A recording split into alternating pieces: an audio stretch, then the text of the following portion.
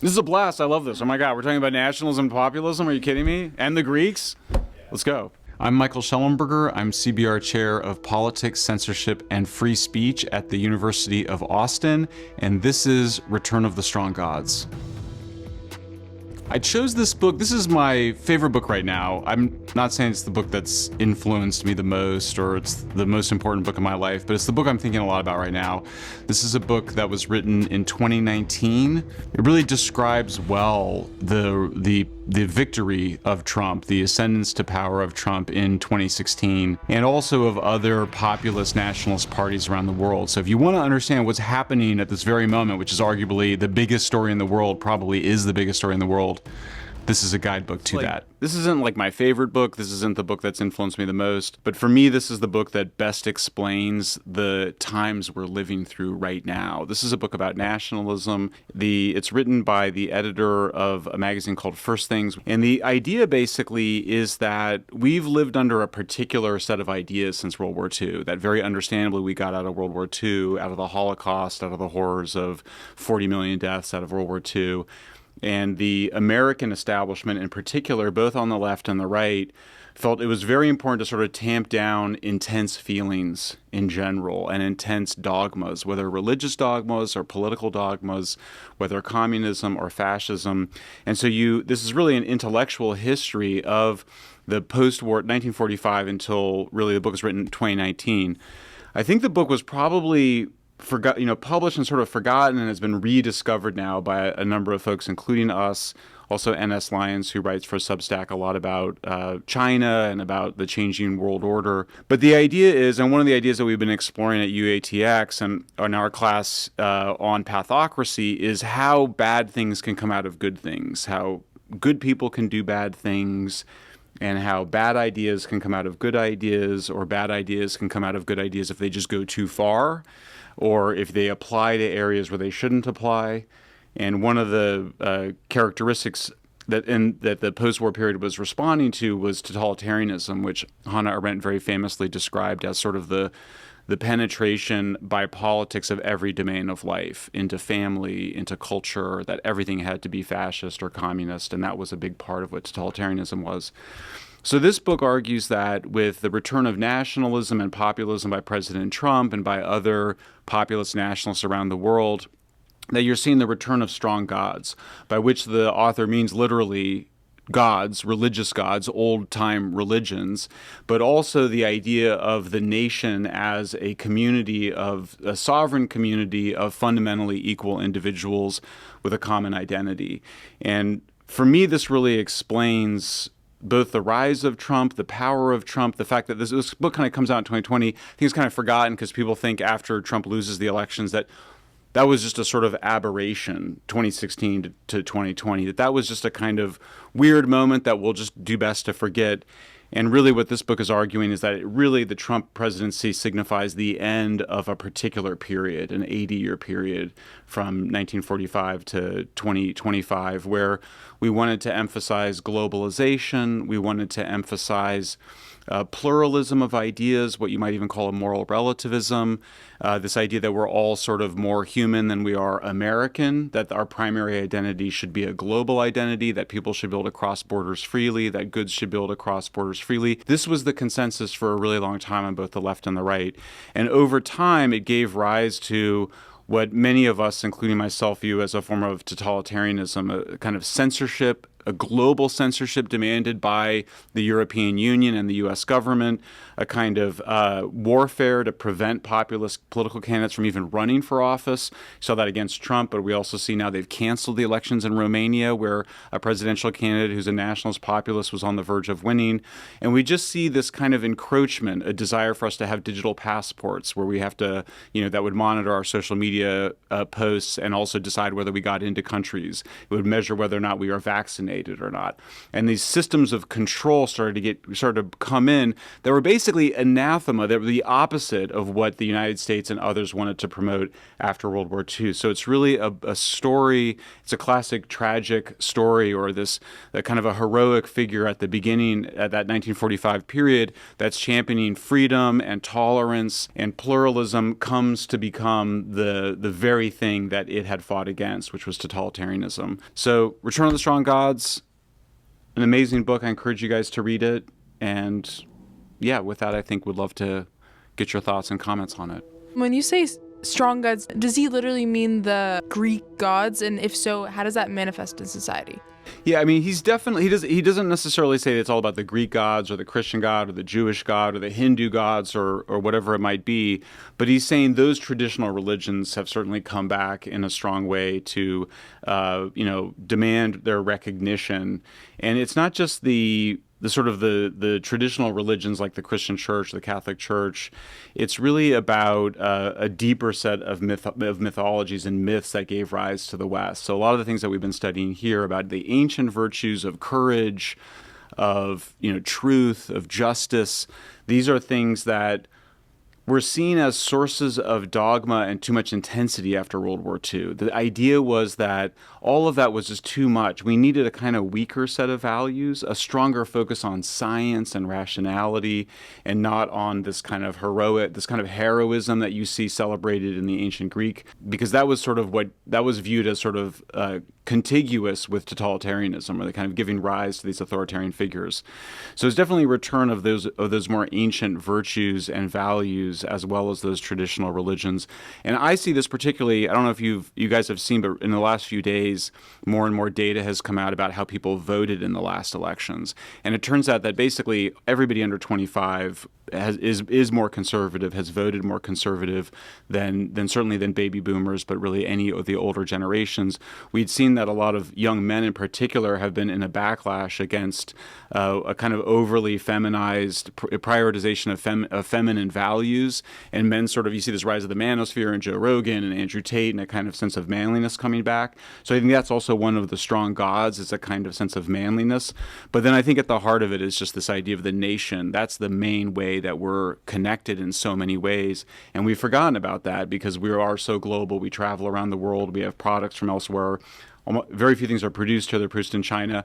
So a sense in which really it's not just American pride, but really like America and the nation state is our fundamental place where we are organized and collective, not through the United Nations, not through the World Economic Forum, not through the European Union. Can I ask one more follow-up question to that? Wait, so we were talking about how we have new set of values that are, you'd probably say the softer values like harm and scientism and so is that now mixing with the return to strong gods, or are we actually returning to the because you say in class that you can't appeal to like God says this is bad or that, so are we just have a new language for old virtues, or we have new virtues that are mixing with this old thing? Excellent question.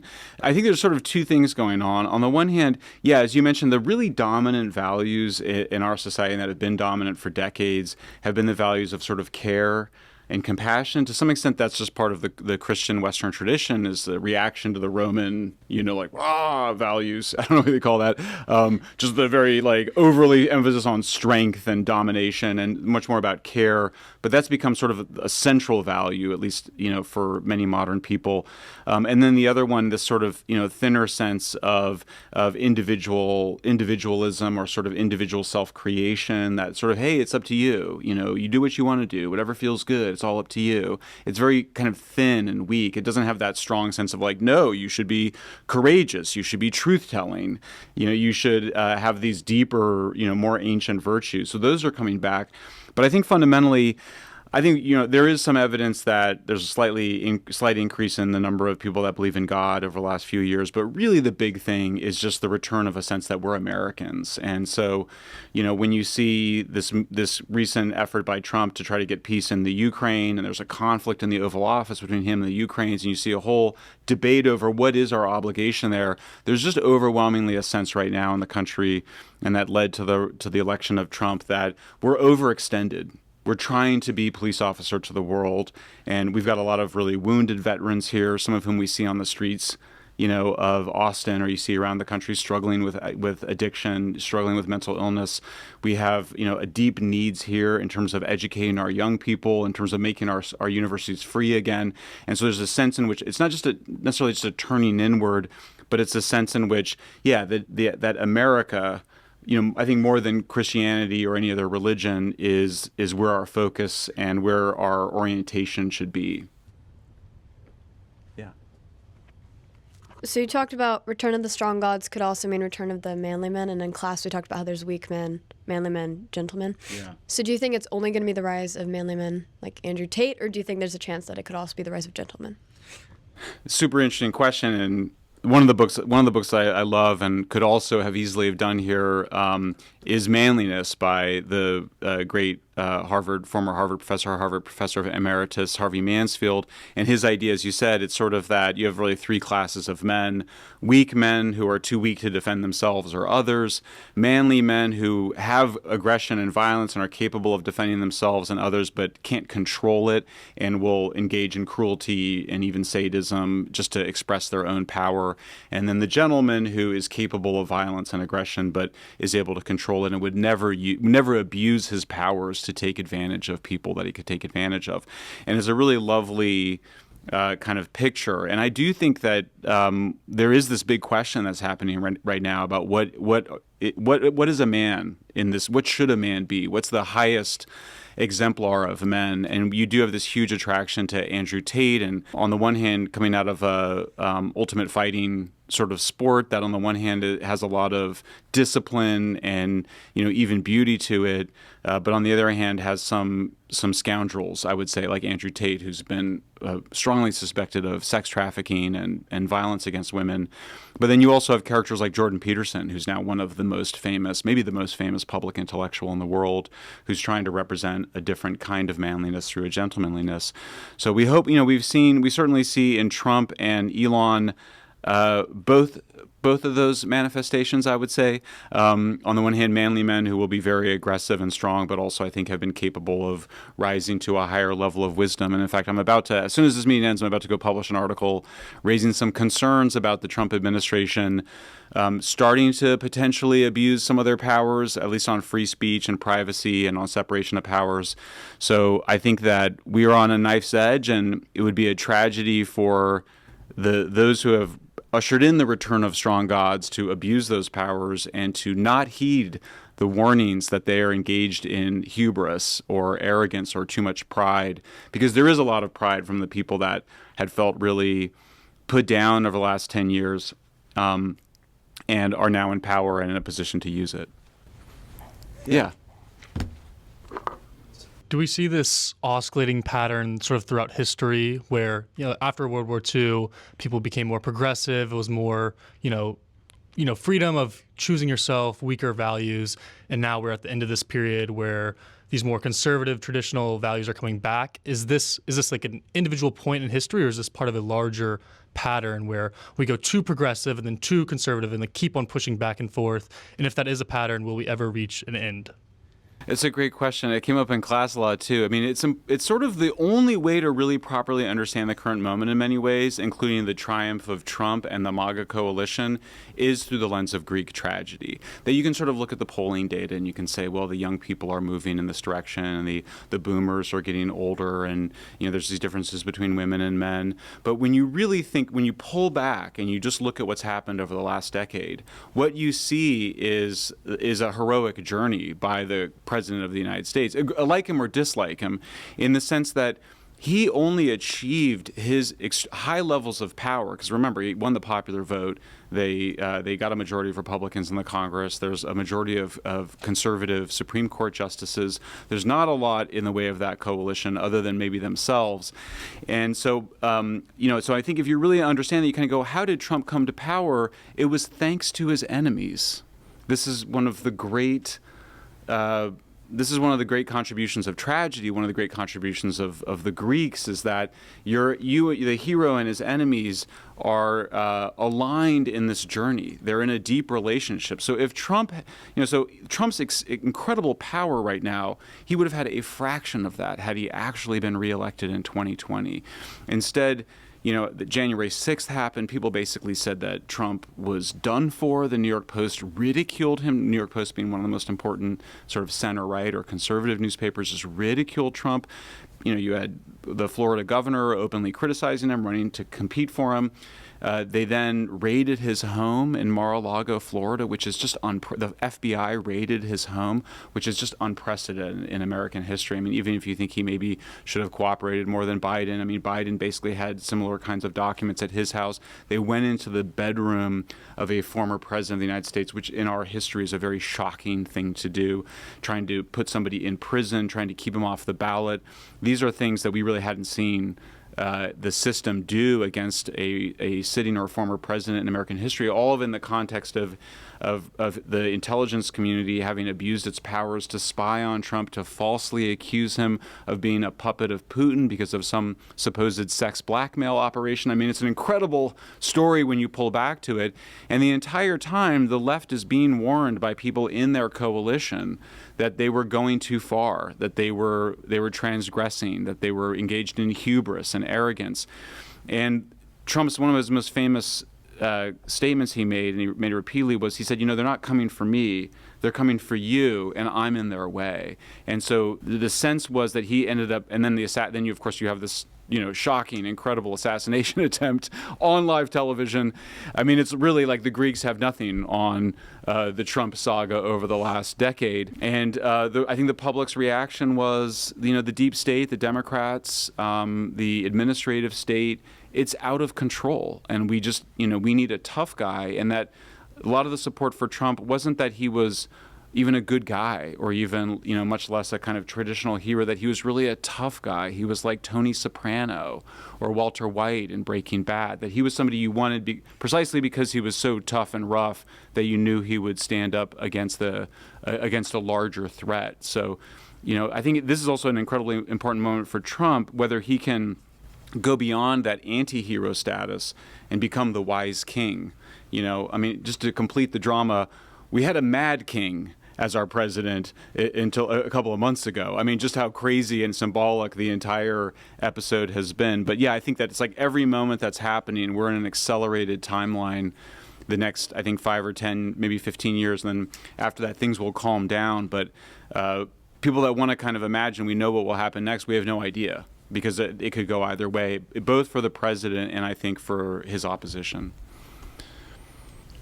In our writing in the English language class, we listened to a lot of speeches from Dr. Martin Luther King, and we analyzed how he spoke. Many of us came to the conclusion that it's sort of the way a demagogue would speak, and because he had some excellent message to say, the speaking like a demagogue wasn't a problem, because it's very emotionally attaching for his audience. And one big question was, do we need more of this theater and emotional speaking in America, or do we need someone like Trump who's more like practical and lower level speaking for everyone to understand, but perhaps less emotional? Well, a really interesting question. I mean, I see Trump as a very emotional person. He shouts, he gets angry in public. He's transgressive in that way. I mean, especially if you think back to Obama, who was so cool and so calm and collected, and you would tell when you get a little bit annoyed, but it was never that real, anger that you see, the volcanic anger really from Trump. So for me, Trump's a very emotional person, and I think that's actually one of his challenges, is to sort of start to transcend that and become a bit more of a wiser, calmer person, because I do think that anger, on the one hand, is often justified. I mean, he really was persecuted. There's no doubt about it. On the other hand, we all know that anger can blind you. It literally narrows your vision, speaking from personal experience, and doing things that you regret later, acting in passion. So I think that is one of his challenges. I thought the other thing was so interesting about the comparison is that both Martin Luther King and Trump were very skilled at speaking to core American values. Martin Luther King is constantly appealing to nationalist values. I mean, there's an argument that King was a nationalist. I think he's certainly a populist. I think we sometimes call the populists that we don't like demagogues, and sometimes populism has had a kind of bad name to it. But they both spoke to American traditions, and then of course King spoke directly to the Judeo-Christian tradition and the sense of a kind of persecuted people, finally gaining equality and dignity and equal status. And I think that's a lot of what Trump was about too. He was defending the people that the Democrats thought and sometimes said were the deplorables, morally deplorable people, inferior to the elites that would travel to Davos and to Brussels and to London, have conferences and go to Aspen and decide who should have a right to speak and what they should have a right to say, and that they would be mass censored and having the vote deprived and basically disparaged as domestic extremists and terrorists for 8 years. And Trump sort of lifted up their dignity and said, these are also real Americans that deserve recognition and respect. And the disrespect that they received for so long, and then the love and respect that Trump gave them, was what bonded them to him and allowed for him to have this incredible sense of gravity. So he could be, discredited in the mind of the mainstream and the establishment, but his own people would be with him so much that any other Republican candidate that tried to steal away votes, there was just too much gravity swirling around Trump and too much power and influence. And, ultimately that was just able to grow to the point where by the end there he had two of the country's most famous liberal Democrats in his coalition, Tulsi Gabbard and Bobby Kennedy Jr. And as we see now, again, I mentioned this new polling that's been coming out.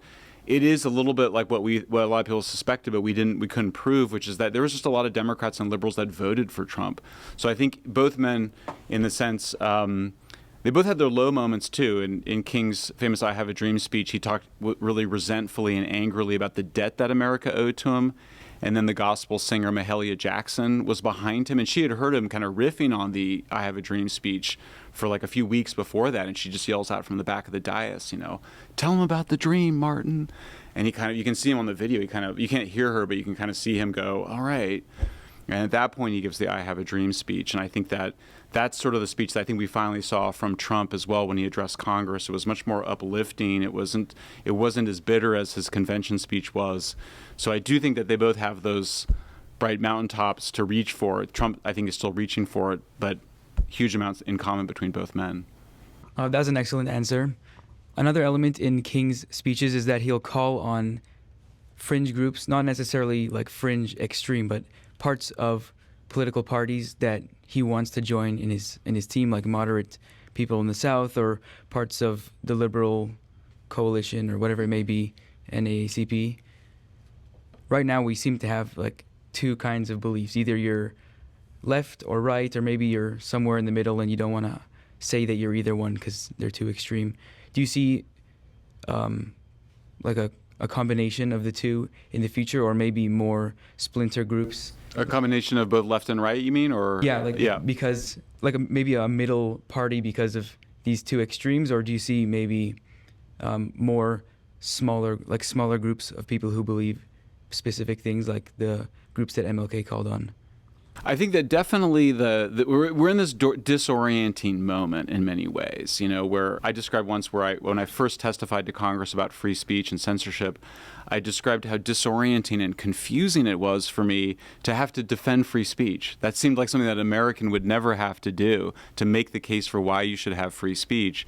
I've also felt disoriented as, someone that came from the left, was on the left. To be on the left when I was growing up in the 80s and 90s meant you were for free speech, you were against U.S. involvement in foreign wars, you were very suspicious of the intelligence community in general, and the FBI and CIA in particular. Well, now here we have a supposedly far-right coalition. I mean, that's the label it's been given, that is the Trump coalition, or similarly in Europe, that's for radically higher levels of free speech, that's against the politicization of the intelligence community, that wants to pull us out of foreign wars. So these positions, they've just changed sides. And then it's even more complicated than that, because, when Trump first ran, not only did he say that the Iraq war was a mistake, against what many Republicans still believed at the time. He also said that he defended Social Security and Medicare, which were two of these entitlements that every American has a right to. He defended them against Republicans who had been often trying to privatize or get rid of them. And that was significant in part because what he was saying is these are things that we have in common as American citizens, and he wanted to really emphasize that. So nationalism, which had been demonized as a far-right phenomenon, as basically, Nazi adjacent, is neither actually right or left. It's always been a kind of consciousness, at least according to Leah Greenfeld, who's written some of the best books on it. It's a new form of consciousness that actually establishes that all of us, by dint of our citizenship, are fundamentally equal individuals with a shared identity. That we take it for granted as Americans, but before that, in Britain and France and all these other countries, they didn't see the people in their country as fundamentally equal at all. They thought the nobility were blue bloods, literally had different color blood and could only marry each other, which is why you had so much inbreeding. And then there was sort of the people, and there was a warrior class, then you'd split the clergy off from the elites. But these were whole different species of individuals, as different as species of animals. So what nationalism really is this consciousness of yourself as part of a collective. And so right there you have something that's traditionally been associated with the left, which is a kind of collective identity rather than the really heavy emphasis traditionally, at least on the right, but again, here it's even confusing because you find it in both sides, a very heavy emphasis on individualism. Going back to your point about Trump being passionate and MLK appealing to people's identities and values, in our beginning of politics class, we look at both Herodotus and Thucydides, and there's a notable difference between them where Herodotus relies on pathos and maybe even exaggerates the truth a little bit to be a good storyteller and convince people of certain things, while Thucydides takes a more logos-based approach where it's pure facts. No, he's not trying to win the applause of the moment. He's trying to create something that's going to last for all time. Do you think that in today's modern society where our attention is, everyone is trying to grab our attention, that anyone wanting to create change in a positive or negative sense, do they have to rely on a bit of passion and exaggeration to be heard amongst the sea of other voices? I think always some combination of our senses is necessary, some combination of reason and some amount of emotion. We know that on social media, certainly expressions of a sense of outrage at an injustice is very powerful, but that's not, you don't need to have social media for that. The desire for justice is as old as humans. And similarly, I think fear, being one of the most salient human emotions, is a very powerful trigger. But certainly people try, I think, on social media or in politics to be emotional in ways that don't ring true, that ring false, because it doesn't seem like there's any real logic behind it or reason behind it. People just, emoting, I think, actually lacks real power. It has to be tied up usually with some sort of an argument or some sort of content or some contradiction or something that resonates really deeply. So when I get angry about the violations of free speech, it's not just resonating because I'm angry about it. It's resonating because people really care about free speech. I do think, though, that we've left behind, there was a real strong sense after the post-war era, and you still see it in the establishment, it's still there, really, in the foreign policy establishment of the United States and Europe, where strong expressions of feeling are basically looked down upon as counter to reason. And certainly they can be. Anger certainly in particular, but fear as well can undermine reason.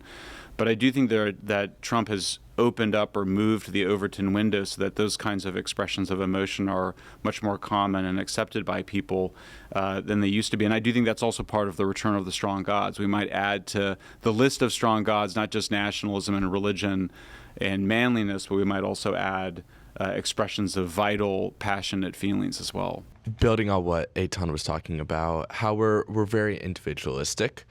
In our society, I think most Americans would disagree on what an American is, who is an American. Do you think in the next 10, 20 years, our society is going to shift more towards a consensus on what it is to be an American? Or do you think we're going to become more divided where we have a lot of femboys and these people that want to change their gender and be able to control versus these men that want to shift back towards your traditional man, your manly man, your gentleman? Well, yeah, it's interesting. You put two big ideas together there. One is around manliness, and the other is around citizenship, and they are related, of course. Traditionally, to be a citizen which was traditionally reserved for men, came with all of these responsibilities, including taking care of the city, protecting the city, maintaining the standards of the city, and holding a set of virtues. I definitely think that's coming back. I hope it goes from weak men to gentlemen and doesn't stop at manly men. I think on the issue of citizenship too, I suspect we're going to put more emphasis on citizens. And so you've seen some things which I'm not a fan of, and I'm concerned about using things that people have said as reason to deport them. These are particularly around foreign students here expressing sympathy for Palestinian groups in general and Hamas in particular. I don't want to see free speech used as the justification for that, but I do think that everybody feels like we don't have anything close to the same obligation to a foreign student here on a green card as we do to an American citizen. In general, I think, though, that once you become a citizen, for the most part, Americans kind of go, whether you're naturalized or you're born here, you're a citizen. That makes you fundamentally part of this community. But yeah, I think I would predict to see weaker support for foreign visitors. We obviously saw, or maybe not obviously, but you may know that after months of the Biden administration saying, there's not much Biden and Harris could do to close the border, they closed the border, and now it's the lowest border crossings in 25 years. So, and that has just overwhelming support. Like, you don't see, what's interesting about, things are a consensus because they're the things that nobody talks about. We haven't seen Democrats complain about the border being closed. That just is proof of how strong that consensus now is, in contrast to 2017, when Trump first came in and started making his orders around restrictions of migrants coming here. There was mass protests. I mean, they shut down airports in the United States. This time, you don't even get Democrats going on MSNBC to complain about it. So I do think that we're very polarized still. Particularly see baby boomers just heavily voting on the left, less, a little bit less so with millennials, much less so with Gen Xers, and it looks like Zoomers, Generation Z is also significantly much more committed to those strong gods of nationalism, manliness, citizenship, and kind of keeping some of those boundaries a bit more, the lines, I would say, a bit brighter and stronger. Why is it that you think America is so polarized compared to other countries? Is it our freedom of speech that's led to our polarization? Great question. I think that other countries will become more polarized, and I think that we will also depolarize. So you asked before. I didn't really know if I finished the answer. Are we stuck on these cycles? Is that just how it is? My answer would be yes. If we've been going through cycles, tragic cycles since the Greeks, it's almost certain that we will continue to do that. It doesn't matter that we have the internet or AI. Those things aren't going to change the fundamental, spirit of human nature. In fact, it even seems that we go in these cycles more recently, almost 80-year cycles, 2025 to 1945, 1865 to 1945, 1776, the 80-year period before that. There's something about that period. One might think it is this almost the exact same, length of a human life. That's a full cycle where you see, the two sides change sides. You might have one side that's a little bit more dominant. Like, after World War II, liberals were really dominant. Like, that was, even when you had Republicans in power, it was really liberals. And now you see conservatives exercising much more cultural hegemony. I do think, though, that in other countries, part of it is that, we were controlling Europe, and we still do have controlled Europe in a very big way for a long time. So it's not just that they have weaker support for free speech. It's also that we've really tried to push down on populism in Europe. And so the polarization you've seen here, a lot of it had been in reaction to, there's been a populist reaction, a counter-populist reaction. They hadn't allowed that to occur in Europe. But it looks like if they start to take the responsibility for their own security more and more, that we would see more of the rise of populists and nationalists in Europe, and we would expect to see a similar polarization. Though if I had to bet, I would say we will see a decline in polarization in the United States as Democrats themselves start to embrace a more nationalist vision. That may seem surprising, but I do think that Democrats are basically going to be similar to Republicans in emphasizing national identity, national solidarity as the fundamental place. Some pretty big important differences maybe than Republicans. But nonetheless, I do think that this heavy period of polarization that we've been in for the last couple of decades will itself also start to resolve over the next 10 or 15 years. So in our beginning of politics class, we've been learning about the building blocks of a political community as Aristotle defines them, with the husband and wife to the village and then the community. So my question is, what factors do you think have led to the ROGD crisis in the United States, and what steps and initiatives can we take to help parents work around that and really rebuild the foundations of our society? Oh, wow.